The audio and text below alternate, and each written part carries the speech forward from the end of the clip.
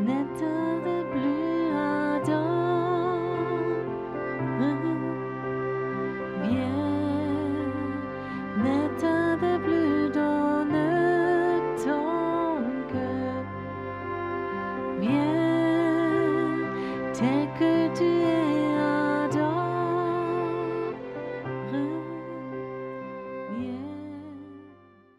Gott sprach zu Moses, sag es ihm. L'Éternel parla à Moïse et dit, parle à Aaron, il doit prendre cette bénédiction ainsi sur les enfants d'Israël. Et ça commence, que l'Éternel te bénisse et qu'il te garde. Est-ce que tu voudrais que Dieu te bénisse les prochaines années jusqu'au dernier jour de ta vie? Est-ce que tu voudrais que la bénédiction de Dieu, comme un manteau, soit posée sur toi? Tu portes la bénédiction de Dieu. Il te bénit et il te garde. C'est beaucoup mieux que toute assurance vie. C'est juste?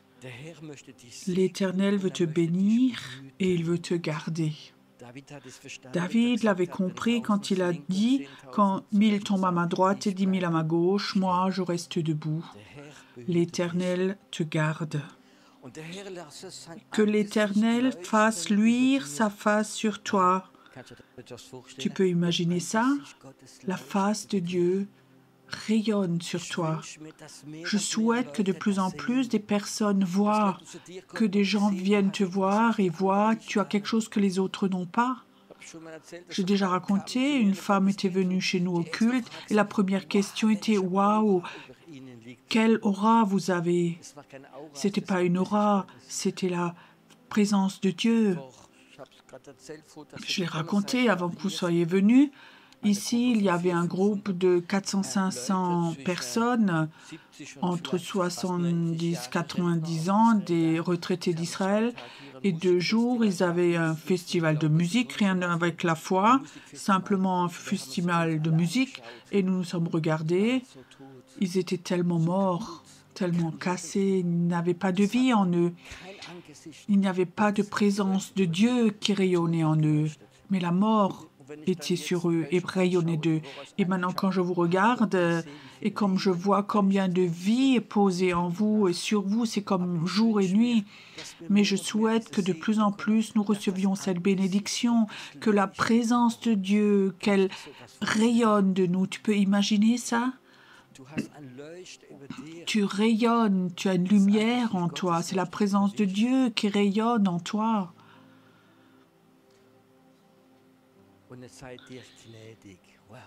Et il t'accorde sa grâce. La bonté et la grâce doivent te suivre toute ta vie. Dieu veut te donner la bénédiction. Je veux te donner la grâce. Est-ce que tu as besoin de grâce? Moi, je peux te dire, il n'y a rien que moi j'ai plus besoin que de grâce. Je sais, je fais beaucoup de fautes et je ne suis pas parfait du tout, mais je sais que Dieu a beaucoup de grâce sur ma vie. Je préfère être pas parfait et avoir beaucoup de grâce que d'être presque parfait sans grâce. La grâce de l'avoir, c'est quelque chose de tellement bon et fort quand tu sais que l'Éternel a de la grâce pour moi.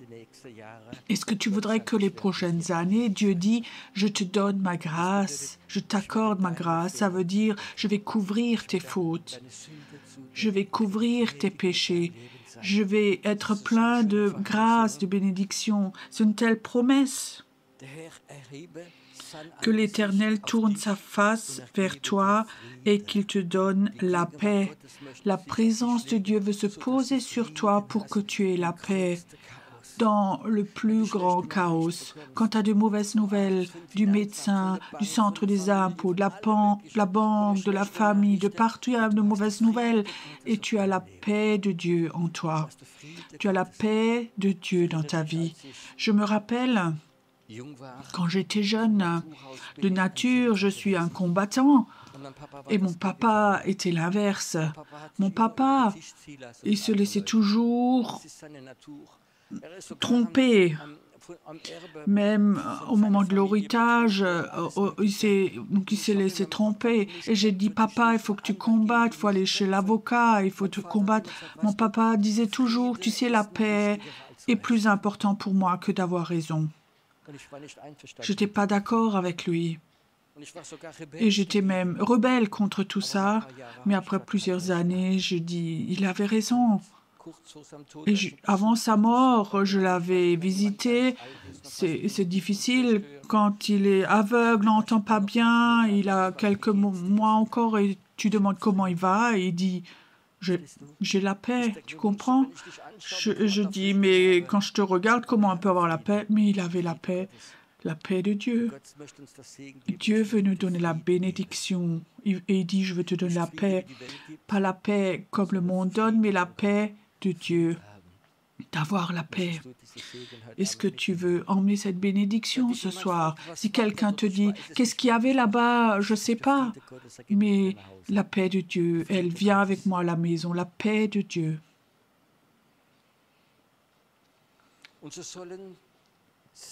C'est ainsi qu'ils mettront mon nom sur les enfants et je les bénirai.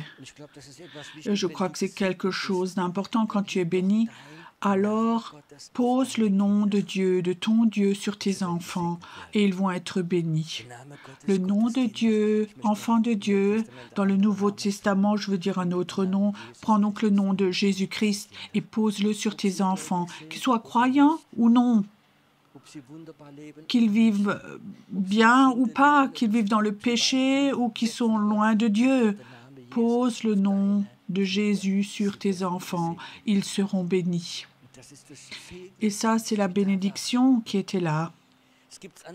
Il y a aussi une autre bénédiction. Je vais tout de même en parler. C'est la première bénédiction qui est dans la Bible. C'est la bénédiction que Dieu a donnée à Abraham. Va dans ce pays et je vais te bénir. Et je vais bénir ceux qui te bénissent et maudire ceux qui te maudissent. Ça veut dire, si quelqu'un te bénit, alors tu es béni. Et lui sera béni. Je viens des hommes d'affaires et alors on a une mentalité de rentabilité. Et là, il y a quelque chose, quand quelqu'un t'offre quelque chose, il veut quelque chose de toi. Quand quelqu'un vient dans ton entreprise, un représentant, il te fait un petit cadeau et un bon d'achat. Ah, lui, il veut m'acheter. Et alors, quand je suis devenu chrétien, il y a des gens qui sont venus, ils m'ont béni, ils m'ont donné des cadeaux. Et ça a un peu égratigné mon orgueil. C'est des gens qui n'étaient pas forcément riches. Et souvent, je voulais le rendre. Et Dieu a dit, tu sais, quand si eux te bénissent, eux sont bénis. Tu peux croire cela? Et quelqu'un vient et me donne un cadeau, je dis merci. Et je dis, Dieu te bénit, je sais, Dieu va te bénir. Et ça, c'est un principe de la Bible. Et il fallait, d'une façon bizarre, que j'apprenne à connaître tout ça. Dans un premier séminaire, c'était dans le Odenwald. C'était comme ça un centre et j'avais demandé le propriétaire, ils avaient un centre, ils avaient une belle salle. Alors ils disaient oui, mais seulement si les gens qui sont dans notre maison de retraite ont le droit de venir dans votre culte, dans votre salle. Alors je dis oui, vous pouvez venir. Je me rappelle, il y avait un homme qui était avec, il avait peut-être 60, 70 ans. Il était là-bas en soins. Un homme simple, humble, et financièrement, il n'était pas très riche. Et le dernier jour, il vient me voir, il me dit, avec un peu en bégayant, il me dit, Pierrot, j'aimerais te donner ça. Et il me donne ça dans la main, un papier, et là, il y avait 20 € dedans, mais en pièces de 1 et 2 euros.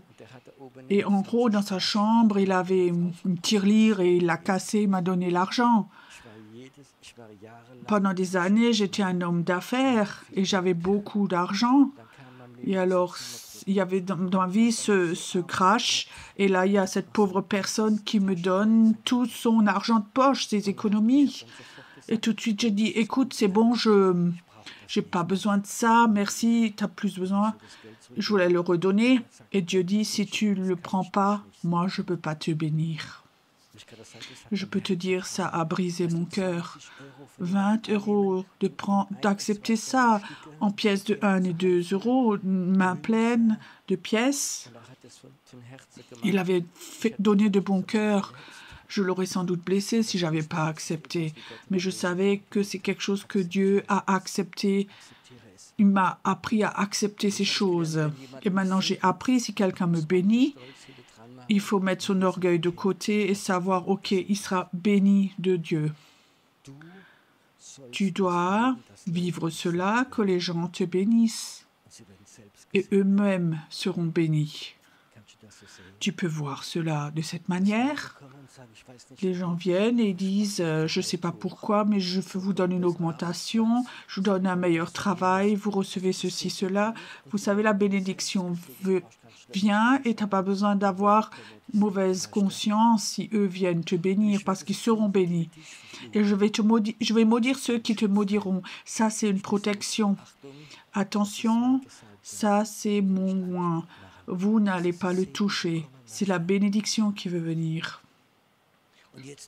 Et maintenant, cette question, ce sont des paroles que Dieu exprime, c'est la bénédiction que Dieu dit, mais comment ou quand est-ce qu'elles sont mises en action? Je peux entendre beaucoup de choses, mais elles n'agissent pas.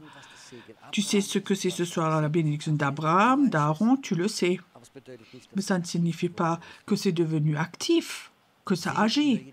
Nous, dans le Nouveau Testament, la parole de Dieu est active par la foi. Au moment où tu crois que la bénédiction est pour toi, c'est actif. Beaucoup de chrétiens ont entendu ça. Nous avons la bénédiction d'Abraham au travers de Jésus-Christ. Chacun connaît ces versets bibliques, mais il y a tellement de chrétiens, ils ne sont pas bénis, malgré qu'ils connaissent ces versets. Mais le savoir, tout ce que tu sais, ça ne va pas t'aider. Mais on ne peut pas croire quelque chose sans savoir, mais savoir tout seul, ça ne sert à rien. Si tu as entendu plusieurs fois et dans ton cœur, tu ne crois pas, ce n'est pas libéré, ça n'agit pas. Et j'espère que ce soir, qu'il y a des personnes qui sont là, ils ont beaucoup entendu déjà tout ça, mais ce soir, le Saint-Esprit vient et il y a quelque chose qui va se passer et quelque part, tu actives cette bénédiction. Tout d'un coup, tu sais que ça, c'est pour moi. Ça, je vais le prendre. En Belgique, j'avais fait un culte de guérison, une évangélisation. J'avais une parole. Il y a quelqu'un qui est là. C'était quoi de nouveau? Tu as de l'asthme. Tu as un asthme assez fort. Dieu veut te guérir. Et pendant que je prêchais, derrière, pendant tout le culte, derrière, il y avait un homme, un grand mur, avec les bras croisés. Et au moment où je dis, il y a quelqu'un qui a de l'asthme et Dieu veut te guérir, tout d'un coup, je remarquais que, et je savais, Pan, c'est lui. Alors je disais, écoute, tu peux maintenant activer ça, marche dans la salle ou cours dans la salle et prie.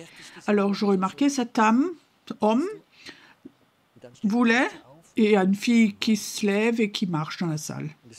Et cette fille est revenue 3 jours plus tard, était complètement guérie de l'asthme, et pas lui. Pourquoi? Il n'a pas pu l'activer. Il n'arrivait pas à croire. Il était dans le combat, je vois, il était dans le combat. Si maintenant, entendre ne suffit pas, mais il faut marcher. Dieu a dit marche et il n'osait pas marcher. Quand tu entends la parole de Dieu, là, dans ta tête, ça n'a aucune puissance. C'est juste du savoir. Quand tu crois, c'est actif. Le Seigneur te bénit. Le Seigneur te bénit. Le Seigneur te bénit, ça signifie aussi que si dans les derniers jours tu as eu des problèmes avec le sens des impôts, il n'y a pas de bénédiction, Dieu peut maintenant libérer la bénédiction Parce que si tu sais que c'est pour toi, tu sais, ces paroles sont pour toi, l'Éternel veut me bénir. Il ne s'agit pas des autres, mais de toi. L'Éternel veut te garder, protéger. Et l'Éternel veut poser sa face sur toi. Peut-être que tu penses, mais j'ai beaucoup de fautes. Il n'y a pas marqué que celui qui n'a pas de faute, mais le Seigneur veut le faire parce que tu es son enfant. L'Éternel veut poser sa face sur toi pour que tu puisses luire dans le monde invisible et que les puissances démoniaques vont dire, celui-là, on ne va pas le toucher parce qu'il y a la présence de Dieu sur lui. Là où les sorcières, dans la nuit, volent au-dessus de ton habitation et ils voient la présence de Dieu. Ils ne vont pas toucher ta maison. Pense, les puissances démoniaques, ce sont des lâches. Et dans la Bible, il est écrit, ils vont toujours attaquer les faibles et les malades, pas les forts, pas là où la présence de Dieu est dessus. Est-ce que tu peux imaginer, est-ce que tu peux voir comme la présence de Dieu est posée sur ta vie? Je te demande ce soir, est-ce que tu peux le voir dans l'esprit, que la présence de Dieu, la face de Dieu est posée sur toi? Peut-être ta chair dit, mais qui suis-je? Tu es un enfant de Dieu, sauvé. Et la présence de Dieu doit être posée sur toi et sur tes enfants. J'aimerais encore te dire un verset biblique. Dans Galates, il est écrit que Jésus a pris la malédiction sur lui. À la croix, la malédiction est brisée. Et alors il est écrit, et la bénédiction d'Abraham vient sur toi. Est-ce que Jésus a... Combien de personnes penses-tu ton maudit? Combien de personnes penses-tu te maudissent régulièrement? Parce que tu es chrétien, parce que tu es différent. Tu sais, comme nous sommes inspirés du Saint-Esprit, inspirés pour prier, comme ça les satanistes, les sorciers reçoivent tous les mois des listes de personnes qui doivent maudire. Je peux te dire, en tant que pasteur, en tant que prophète, régulièrement, tu es maudit par le monde invisible. Il y a des gens qui te maudissent. Ça suffit déjà sur YouTube, il y a 10 000 personnes qui entendent ta prédication, il y a même des chrétiens qui te maudissent. Mais ce n'est pas important. Jésus à la croix a porté la malédiction de Pierrot. Et ces 10 000 personnes me maudissent et qu'ils sacrifient les animaux, leurs chats, c'est m'est égal, ça reste à la croix, ça ne va pas me toucher. Mais je veux vous dire, parce que je le crois, pas parce que je suis mieux, parce que je suis une super personne, mais parce que Jésus à la croix a porté ma malédiction et qu'il a transformé que moi, je reçois la bénédiction d'Abraham. Et je prends la bénédiction d'Abraham. Même les preuves, les dernières années, de moins 2 millions, Dieu m'a béni, Dieu a tout fait bien. Je sais qu'il existe la bénédiction d'Abraham et que ça n'a rien à voir que Pierrot a fait quelque chose, mais parce que Pierrot croit que la malédiction est restée accrochée à la croix. Combien de personnes sont là et tu as une malédiction sur ta vie? Parce que tes parents, grands-parents, arrière-grands-parents ont fait de l'occultisme, de la voyance, de poser des cartes, plein de choses. Combien de chrétiens j'ai rencontrés, ils ont dit « j'ai jamais fait quelque chose ». Mais ma maman, elle a toujours emmené ma photo chez quelqu'un qui faisait du pendule. Et des malédictions sont exprimées. Je te dis, toute malédiction, si tu le crois, reste accrochée à la croix et se transforme en bénédiction d'Abraham.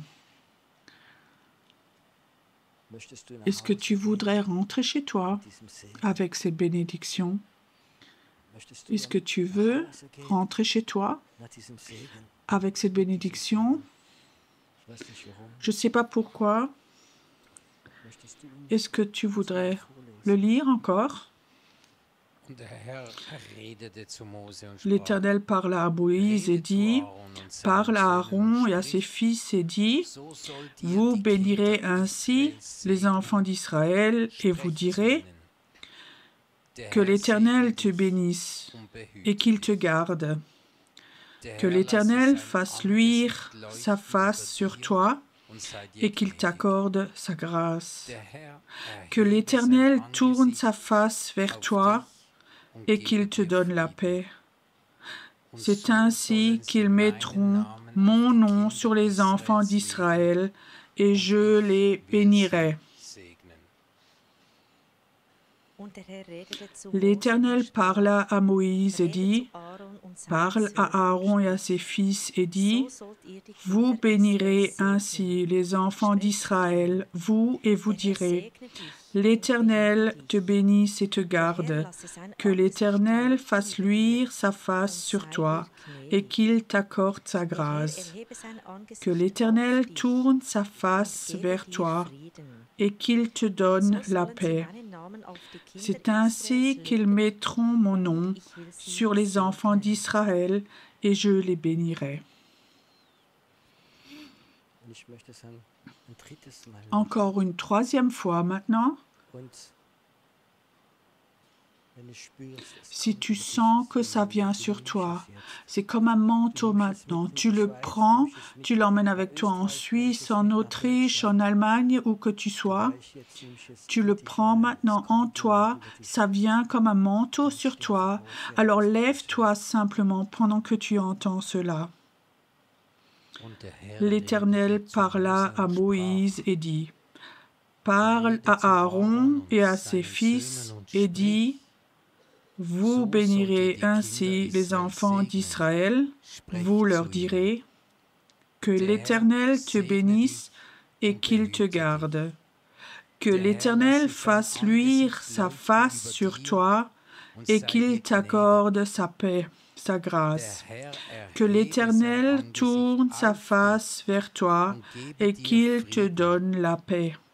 C'est ainsi qu'ils mettront mon nom sur les enfants d'Israël et je les bénirai.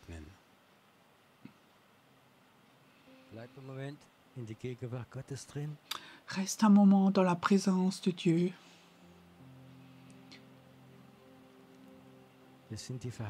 Ce sont les promesses de la bénédiction de Dieu. Dans la Bible, il est aussi écrit que les malédictions peuvent être détruites par la bénédiction. J'aimerais un moment que consciemment tu fasses quelque chose. Toutes ces malédictions qui ont été exprimées contre toi, que tu ne vas jamais réussir, que tu es un loser et tout ce qu'on peut entendre, prends toutes ces malédictions et amène-les à la croix. Amène-les à la croix. Amène toutes les malédictions à la croix. Dans Galates, tu peux lire à la croix, toutes les malédictions ont été anéanties par Jésus-Christ. Les malédictions disparaissent. Les malédictions peuvent même être des maladies. Empêcher la bénédiction. Reçois. Reçois maintenant. Reçois que quelque chose te quitte. Ou ton père ou ton grand-père, franc-maçon, ou la sorcellerie était dans ta famille. Tu ne dois pas porter la malédiction. À la croix, ça reste maintenant accroché. À la croix, toute malédiction est anéantie. Aussi ce que tu as pris toi-même ou tu t'es maudit toi-même avec des paroles. Ce soir, toutes ces malédictions sont brisées et la bénédiction est libérée. La bénédiction de Dieu est libérée ce soir. Il n'y a aucune condamnation pour ceux qui sont en Jésus-Christ. Aucune condamnation. Toi, qui étais dans les drogues, et dans ces moments où tu étais à fond dedans, où tu as presque oublié, où tu as exprimé des malédictions, tu as touché l'occulte, ça te quitte tout ça maintenant. Tout reste accroché à la croix et les bénédictions vont être libérées.